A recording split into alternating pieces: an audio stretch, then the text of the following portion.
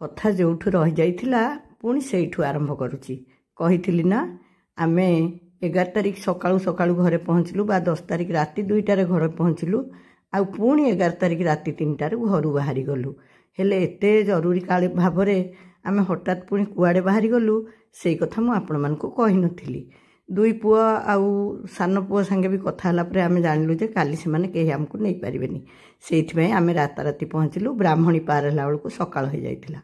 ସକାଳୁ ସକାଳୁ ଯାଇ ଆମେ ଆମ ଆଶ୍ରମରେ ପହଞ୍ଚି ଆଶ୍ରମର ମାଆଙ୍କୁ ସାକ୍ଷାତ କଲୁ। ସେଇ ମାଆଙ୍କୁ ସାକ୍ଷାତ କରିବା ପାଇଁ ହିଁ ଆମେ ଏତେ ସକାଳୁ ବାହାରି ଯାଇଥିଲୁ। ସେଠି ନିଜର ସବୁ କର୍ମ ସାରିଲା ପରେ ଦେଖିଲି ସବୁ ବ୍ରହ୍ମଚାରୀ ଭାଇମାନେ ମିଶି ଠାକୁର ପୂଜା ପାଇଁ ଫୁଲ ତୋଳି ସଜାଡ଼ି ରଖି ସାରିଲେଣି। ଆମେ ବି ତରତର ହୋଇଯାଇ ଫୁଲ ତୋଳାରେ ଲାଗି ପଡ଼ିଲୁ। ଆମେ ଆଉ କ'ଣ କରିଥାନ୍ତୁ, ପୁଣି ଲାଗି ପଡ଼ିଲୁ ସେଇ ଫୁଲ ଗୁନ୍ଥା କାର୍ଯ୍ୟରେ। ଦୁହେଁ ବସି ଫୁଲ ଗୁନ୍ଥିଲୁ। ଏଥର ମୋର ସବୁଠୁ ଖୁସିର କଥା ଥିଲା ଯେ ଏବେ ଇଏ ମୋତେ ଖାଲି ଫୁଲ ତୋଳିକି ଦେଉନାହାନ୍ତି, ମୋ ସହିତ ଫୁଲ ବି ଗୁନ୍ଥୁଛନ୍ତି। ମୋର ସେଥିପାଇଁ ଖୁସିର ସୀମା ନାହିଁ।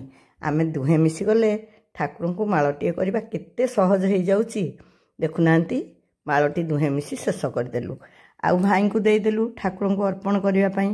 ତାପରେ ପୁଣି ଯାଇ ମାଆଙ୍କ ପାଖେ ବସି ବହୁତ କଥା ହେଲୁ। ଏମିତି 11 ତାରିଖ କଟିଗଲା। 12 ତାରିଖ ଦିନ 11 ତାରିଖ ଭୁଲ କହିଲି, 12 ତାରିଖ କଟିଗଲା। 13 ତାରିଖ ଦିନ ମାଆଙ୍କର ଯିବାର ଥିଲା ତାଙ୍କର ଗୋଟେ କାମରେ। 13 ତାରିଖ ନୁହେଁ, 14 ତାରିଖ ଉପରଓଳି। ତେଣୁ 12, 13 ଆମେ ଆଶ୍ରମରେ ରହିଲୁ। 14 ତାରିଖ ଉପରଓଳି ମାଆ ଗଲେ ଭାରି ତାଙ୍କର ଗନ୍ତବ୍ୟ ପଥରେ। ସାଙ୍ଗରେ ଆମର ବ୍ରହ୍ମଚାରିଣୀ ଉମାନାନୀ ବି ଗଲେ। ଆମେ ସମସ୍ତେ ନେଇ ମାଆଙ୍କୁ ଗାଡ଼ି ପାଖରେ ବଳେଇ ଦେବା ପାଇଁ ଗଲୁ। ଯିବା ପୂର୍ବରୁ ଦେଖନ୍ତୁ ଆମ ଆଶ୍ରମର ସମସ୍ତ ଠାକୁରଙ୍କ ଆସ୍ଥାନକୁ ମାଆ ଯାଇକି ପ୍ରଣାମ ଜଣାଇଲେ। ଆଉ ଆମେ ବି ତାଙ୍କ ସହିତ ସାଙ୍ଗରେ ଗଲୁ। ହେଲେ ମାଆ ଚାଲିଯିବା ପରେ ଆମକୁ କ'ଣ ଆଉ ସେଠି ଭଲ ଲାଗିବ? ଆମେ ବି ସେଇଦିନ ହିଁ ଫେରି ଆସିବା ପାଇଁ ଠିକ୍ କଲୁ। ଆମର ମୂଳ ଲକ୍ଷ୍ୟ ଥିଲା ଆଶ୍ରମରେ ଗୋଟିଏ ରାତ୍ରି ଯାପନ କରିବୁ ଆଉ ମାଆଙ୍କ ସହିତ ସାକ୍ଷାତ କରିବୁ। ହେଲେ ଠାକୁରଙ୍କର ଅପାର କରୁଣାରୁ ଆମେ ଆଶ୍ରମରେ 2 ରାତି ରହିଲୁ। ମନ ବହୁତ ଖୁସି ହେଲା। ପୁରାତନ ଗୁରୁ ଭାଇମାନେ ଯେଉଁମାନେ ଆମକୁ ଛାଡ଼ି ଚାଲିଗଲେଣି ସେମାନଙ୍କ ବିଷୟରେ ମାଆଙ୍କ ସାଙ୍ଗରେ ବହୁତ କଥାବାର୍ତ୍ତା ହେଲା। ତାପରେ ତ ମାଆ ଯିବାକୁ ବାହାରି ପଡ଼ିଲେ। ଆଉ ଆମେ ସେଇଥିପାଇଁ ହିଁ ଏତେ ତରତର ହେଇକି ଯାଇଥିଲୁ। କାହିଁକି ନା ଯଦି ଆମେ 2 ଦିନ ଡେରି କରିକି ହୋଲି ପରେ ଯାଇଥାନ୍ତୁ ଆଉ ଆଶ୍ରମରେ ମାଆ ନଥାନ୍ତେ। ତେଣୁ ଆମର ମାଆଙ୍କ ସହିତ ଆଉ ସାକ୍ଷାତ ହେଇପାରିନଥାନ୍ତା। ଇଏ ହେଉଛି ନିଗମେଶ୍ୱରୀଙ୍କ ମନ୍ଦିର। ଆଉ ମାଆ ଯିବା ପୂର୍ବରୁ ସେଠି ପ୍ରଣାମ କରୁଥିଲେ। ଇଏ ହେଉଛନ୍ତି ବ୍ରହ୍ମଚାରିଣୀ ଉମାନାନୀ। ଆଉ ସେ ସମସ୍ତଙ୍କୁ ମାଆଙ୍କର ସିନ୍ଦୁର ପ୍ରଦାନ କଲେ। ମାଆ ଚାଲିଯିବା ପରେ ଆମକୁ ପୁଣି ଚିନ୍ତା ହେଲା ଆମେ କେମିତି ଘରକୁ ଫେରିବୁ। ହେଲେ ଆଗ ମାଆଙ୍କୁ ବିଦାୟ କରିସାରୁ। ମାଆ ଗାଡ଼ିରେ ବସିଲା ବେଳକୁ 2 ବ୍ରହ୍ମଚାରୀ ଭାଇ, ବଡ଼ ଭାଇ ଆଉ ଚନ୍ଦୁ ଭାଇ, ଇଏ ମୁଁ ଆମେ ସମସ୍ତେ ଯାଇକି ମାଆଙ୍କୁ ଗାଡ଼ି ପାଖେ ପ୍ରଣାମ ଜଣେଇଲୁ।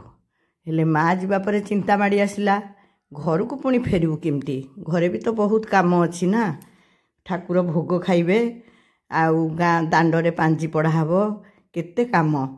ଆଉ ବି ଆଶ୍ରମରେ କାହିଁକି ରହିବୁ? ଯେଉଁ ଉଦ୍ଦେଶ୍ୟ ନେଇ ଯାଇଥିଲୁ ତା ତ ପୂରଣ ହୋଇଗଲା।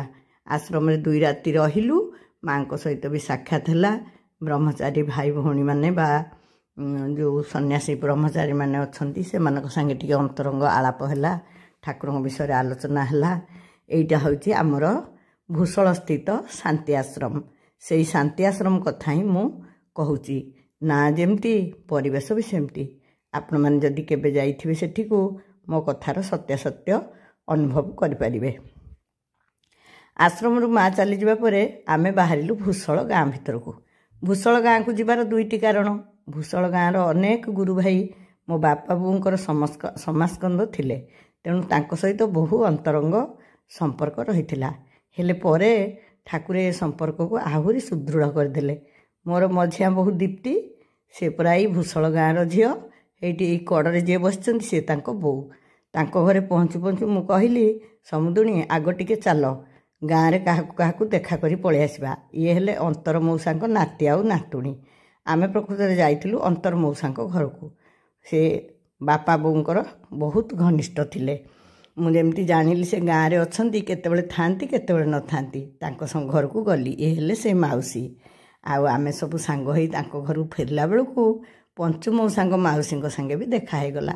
ସେମାନେ ବି ବାପା ବୋଉଙ୍କର ବହୁତ ଅନ୍ତରଙ୍ଗ ଥିଲେ। ସେମାନେ ସମସ୍ତେ ବସି ଏଇ ଚାନ୍ଦିନୀ ଉପରେ ଆଳାପ ଆଲୋଚନା କରୁଥିଲେ। ଏଠି ଯେତେ ସବୁ ଥିଲେ ସମସ୍ତେ ମୋର ପରିଚିତ, କାହିଁକିନା ମୁଁ ତ ପିଲାଟି ଦିନୁ ଏ ଆଶ୍ରମକୁ ଯାଏ। ଆଉ ଆଶ୍ରମ ସହିତ ଭୂଷଳ ଗାଁ ବାଲା ସମସ୍ତେ ସଂଶ୍ଳିଷ୍ଟ, ତେଣୁ ତାଙ୍କ ଗାଁର ବହୁତ ଆମ ସହିତ ପରିଚିତ। ପୁଣି ଆମେ ସମୁଦିଙ୍କ ଘରକୁ ଫେରିଗଲୁ, ମାନେ ମୋ ମଝିଆ ବୋଉ ଦୀପ୍ତି ଘରକୁ। ଆଉ ଏଇଠି ବଡ଼ ସମୁଦୁଣୀ ଟିକେ ଅସୁସ୍ଥ ଥିଲେ, ତାଙ୍କ ପାଖେ ବସି ଟିକେ ଆଗ କଥାବାର୍ତ୍ତା ହେଇଗଲି। ତାଙ୍କ ସାଙ୍ଗେ କଥାବାର୍ତ୍ତା ଇଏ ହେଉଛନ୍ତି ଦୀପ୍ତିର ବୋଉ, ଆଉ ଇଏ ତାଙ୍କ ବଡ଼ ବୋଉ। ତାଙ୍କ ସାଙ୍ଗେ ଟିକେ କଥାବାର୍ତ୍ତା ହେଇସାରିଲା ବେଳକୁ ବାହାରେ ବସି ତିନି ସମୁଦୁଣୀ ଗପ ଜମେଇଥିବାର ଦେଖିଲି। ସାଙ୍ଗେ ସାଙ୍ଗେ କହିଲି, ଆରେ ଭଲ ମଉକାଟିଏ ତ, ଆସନ୍ତୁ ଆମେ ବି ଗୋଟେ ଫଟୋ ଉଠେଇ ନେବା। ଇଏ ହେଲେ ବଡ଼ ସମୁଦି, ଆଉ ଇଏ ହେଲେ ସମୁଦି, ଆଉ ଇଏ ତ ସମୁଦୁଣୀ। ଆମେ ସମସ୍ତେ ଏକାଠି ସେଇଠି ଠିଆ ହେଇ ଗୋଟେ ଫଟୋ ଉଠେଇ ନେଲୁ। ସେ ଆମକୁ ତାଙ୍କ ଗାଁକୁ ଯାଇ ଗୋଟେ ଭୋଜି କରିବାକୁ କହିଛନ୍ତି। ତାଙ୍କ ଗାଁରେ ବ୍ରାହ୍ମଣୀ ନଈ ବୋହି ଯାଉଛି ନା, ଦେଖିବା କେବେ ସେ ସୁଯୋଗ ଆସୁଛି। ଯଦି ଭୋଜି ହେବ ତାହେଲେ ଆପଣମାନେ ତ ନିଶ୍ଚୟ ଜାଣିବେ। ମୁଁ ସେଠୁ ଉଠି ଯାଇ ଭାବିଲି, ବୋହୂ ଦିହେଁ କ'ଣ କରୁଛନ୍ତି ମୁଁ ଦେଖେଁ, ସେମାନେ ନିଶ୍ଚୟ କାମରେ ଲାଗିଥିବେ। ହେଲେ ଆମେ ତ ଆଶ୍ରମ ପ୍ରସାଦକୁ ଏମିତି ଖାଉଛୁ ଯେ ଆଉ ଟିକିଏ ବି ଭୋକ ରହୁନି। ଏତେ ଶାନ୍ତି ଲାଗେ କାହିଁକି କେଜାଣି ଆଶ୍ରମ ଖାଦ୍ୟ। ମୁଁ ଭାବିଲି ବୋହୂ ଦିହେଁ ତ ନିଶ୍ଚୟ ସେଇ ବ୍ୟବସ୍ଥାରେ ଥିବେ। ତେଣୁ ସାଙ୍ଗେ ସାଙ୍ଗେ ମୁଁ ରୋଷେଇ ଘରକୁ ପଶିଗଲି। ସତକୁ ସତ ଗଲାବେଳକୁ ଦି ବୋହୂ ଲାଗି ପଡ଼ିଛନ୍ତି, କ'ଣ ଆତିଥ୍ୟ ଦେବେ ଆମକୁ। ମୁଁ କହିଲି କିଛି ଦିଅ ନା। ସେମାନେ କିଛି ଫଳ ଆମକୁ କାଟିକି ଦେଲେ, ଆଉ କହିଲି ନାଲି ଚାହା ଦିଅ। ସିଏ କାହିଁ ଶୁଣନ୍ତେ, କଫି କରିଦେଲେ। ସେଠି ଫେରି ଆସିଲା ବେଳକୁ ରାତି ହେଇଯାଇଥିଲା। ଆଉ ଦି ପୁଅ ଆସି ପହଞ୍ଚି ଯାଇଥିଲେ ଆମକୁ ଆଣିବା ପାଇଁ। 14 ତାରିଖ ରାତାରାତି ପୁଣି ଆମେ ଘରକୁ ଫେରି ଆସିଲୁ। ଆଉ 14 ତାରିଖ ଦିନ 14 ତାରିଖ ଦିନ ରାତିରେ ହିଁ ଆମ ଘରେ ଠାକୁର ଭୋଗ ଖାଇବାର ଥିଲା। ତେଣୁ ଏଠି ସବୁ ଦେଖୁନାହାନ୍ତି ଆମ ଚାନ୍ଦିନୀ ନିପା ହେଇଛି, ଆଉ ଚିତା ଝୋଟି କାରବାର ଚାଲିଛି। ଖାଲି କ'ଣ ଚିତା ପଡ଼ୁଥିଲା, ପିଲାମାନେ ଅପେକ୍ଷା କରିଥିଲେ କେତେବେଳେ ଲଉଡ଼ବାଡ଼ି ଖେଳ ହେବ। ସତକୁ ସତ ଗୋପାଳ ସମ୍ପ୍ରଦାୟର ପ୍ରୋସେସନ୍ ବି ଆସିଗଲା। ଇଆଡ଼େ ବିମାନ ସଜା ଚାଲିଛି, ସିଆଡ଼େ ଲଉଡ଼ବାଡ଼ି ଖେଳା ଚାଲିଛି। ପିଲାଙ୍କର ଖୁସି କହିଲେ ନ ସରେ। ସେଦିନ ସନ୍ଧ୍ୟାଟା ବଡ଼ ଉପଭୋଗ୍ୟ ହେଲା। ସମସ୍ତେ ମିଳିମିଶି ଘରକୁ କେହି ଆସିବାକୁ ମନ କଲେନି। ଦାଣ୍ଡରେ ହିଁ ରହିକି ଏଇସବୁ ମଜା ନେଉଥିଲେ। ଆଉ ଚୁଙ୍ଗା ଯାଇକି ମାଳିକି ବି ନେଇ ଆସିଥିଲା, କାହିଁକିନା ଗୁଲୁରୀ କହିଲା ସେ ଆସିପାରିବନି, ତାଙ୍କ ଘରେ ସମସ୍ତେ ଅଛନ୍ତି, ସେ କେମିତି ପଳେଇ ଆସିବ। ଠିକ୍ କଥା, ସେ ଏମିତି କହିଲେ ହିଁ ମୁଁ ବେଶୀ ଖୁସି ହୁଏ। ଯାହା ହଉ ମୋ ଝିଅ ତା କର୍ତ୍ତବ୍ୟରେ କେବେ ହେଲେ ହେଳା କରିନାହିଁ। ନିଜ ଘରର କାମଧନ୍ଦା ଛାଡ଼ି ବାପ ଘରକୁ ଚାଲି ଆସିବା ମୋଟେ ବି ଗୌରବର କଥା ନୁହେଁ। ସେଠି ବି ତ ଖୁସି ମଜା ଦେଖିବା କଥା। ମୁଁ ବି ଯାଇ ଭିଡ଼ିଓ କରୁଥିଲି, ଆଉ ମଝିରେ ମଝିରେ ଘର ଆଡ଼େ ଦେଖୁଥିଲି। ଦୀପ୍ତି ସମସ୍ତଙ୍କ ଖାଇବାରେ ବନ୍ଦୋବସ୍ତରେ ଲାଗିଥିଲା। ଲିପି ଦାଣ୍ଡ ଚିତା ପକାଇ ଘରକୁ ଆସିଲା ବେଳକୁ ରାଧା ମାଧବ ଆସିଲେ ଭାରି ବିମାନକୁ। ତାପରେ ତ ପୁଣି ଦାଣ୍ଡରେ କାମ ଲାଗିବ ନା। ସମସ୍ତେ ଯାଇ ଆଗ ପ୍ରଣାମ କରି ପଳେଇ ଆସିଲୁ। ଇଆଡ଼େ ଭୋଗ ସଜଡ଼ା ସଜଡ଼ି ଲାଗିଲା। କିଏ ଗଲେ ଭାଇନା ତ ଆସି ଯାଇଥିଲେ ପାଞ୍ଜି ପଢ଼ିବା ପାଇଁ, ଡାକିବା ପାଇଁ କିଏ ଗଲା ତ, ଆଉ କିଏ କେଉଁ କାମରେ ଲାଗିଲା। ପ୍ରାୟ 9:30 ବେଳକୁ ପାଞ୍ଜି ପଢ଼ା ଆରମ୍ଭ ହୋଇଗଲା। ପାଞ୍ଜି ପଢ଼ା ଶୁଣି ସାରିଲା ବେଳକୁ ପୁଣି ବାଣ ଫୁଟିଲା। ଏବେ ତ ସବୁଥିରେ ଟିକେ ମସଲା ମିଶି ଯାଉଛି ନା। ଆଗେ ଅବଶ୍ୟ ଏ ବାଜା ବାଣ ନଥିଲା, ହେଲେ ଏବେ ପିଲାମାନେ ସେସବୁର ଆୟୋଜନ କରୁଛନ୍ତି। ଛୋଟ ପିଲାମାନେ ବି ବେଶ ମଜା ନେଉଛନ୍ତି। ଗାଁ ଦାଣ୍ଡ ଟିକେ ପୁରିଗଲା ପରି ଲାଗୁଛି। ବାଣ ଫୁଟିଲା ପରେ ପରେ ଠାକୁରଙ୍କୁ ନେଇଯିବେ। ପୁଣି ଗୋଟାଏ ବର୍ଷକୁ ଅପେକ୍ଷା। ସବୁ ପିଲା ଆକାଶକୁ ଅନେଇଥିଲେ କେମିତି ଫୁଟୁଛି ବାଣ। ବାଣ ଫୁଟା ସରିଲା ସେତେବେଳକୁ ବହୁତ ରାତି ହେଇଯାଇଥିଲା, ପ୍ରାୟ 12ଟା ପାଖାପାଖି। ସମସ୍ତେ ଖାଲି ଆୟବ୍ୟୟ କଥା ପଚାରୁଥିଲେ। ସଂସାର ଭିତରେ ଆୟବ୍ୟୟଠୁ ବଡ଼ ଚିନ୍ତା ଆଉ କ'ଣ ଅଛି। ପାଞ୍ଜିରେ ପଢ଼ା ହୁଏନି, କାହାର କେତେ ଆୟ କେତେ ବ୍ୟୟ, ସେସବୁ ଖୁସି ମଜା ଗପସପ ଭିତରେ କେତେବେଳେ ଯେ 12ଟା ପାଖାପାଖି ହେଇଗଲାଣି ଜାଣି ହେଲାନି। 12ଟା ବେଳକୁ ବାଣ ଫୁଟା ସରିଲା, ପାଞ୍ଜି ପଢ଼ା ସରିଲା। ଏଥର ଅପେକ୍ଷା ରହିଲା, ଠାକୁର ଯିବେ, ଗାଁ ବୁଲିବେ, ଭୋଗ ଖାଇବେ, ତାପରେ ମେଳନ ପଡ଼ିଆକୁ ପଳେଇ ଯିବେ। ସତକୁ ସତ ସେୟା ବି ହେଲା। ଠାକୁରେ ଭୋଗ ଖାଇସାରିଲା ବେଳକୁ ପିଲାମାନେ ଟିକେ ଟିକେ ରଙ୍ଗ ବୋଳାବୋଳି ହେଇ ଦାଣ୍ଡରେ ମଜା କଲେ। ବାଜା ବି ବାଜୁଥିଲା ନା।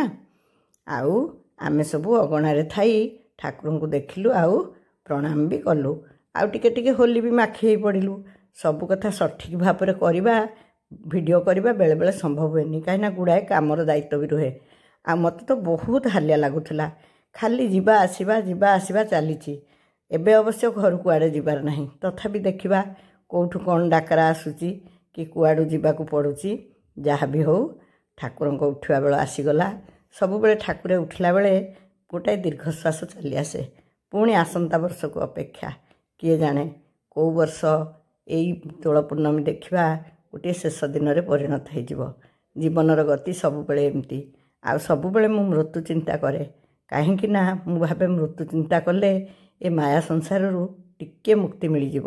ଯାହା ବି ହେଉ ସମସ୍ତେ ପ୍ରଣାମ କଲୁ, ଆଉ ଠାକୁରେ ବିଦାୟ ନେଲେ। ପିଲାମାନଙ୍କୁ ସବୁ ଘରକୁ ଡାକି ମୁଁ କହିଲି, ଆସ ଜଲ୍ଦି ଖାଇ ଶୋଇପଡ଼ିବ। ରାତି ପାହିଲେ ହୋଲି ନା, ସତରେ ରାତି ପାହିଲେ ହୋଲି। ହୋଲିରେ ବି କିଛି କମ୍ ମଜା ହେଇନି।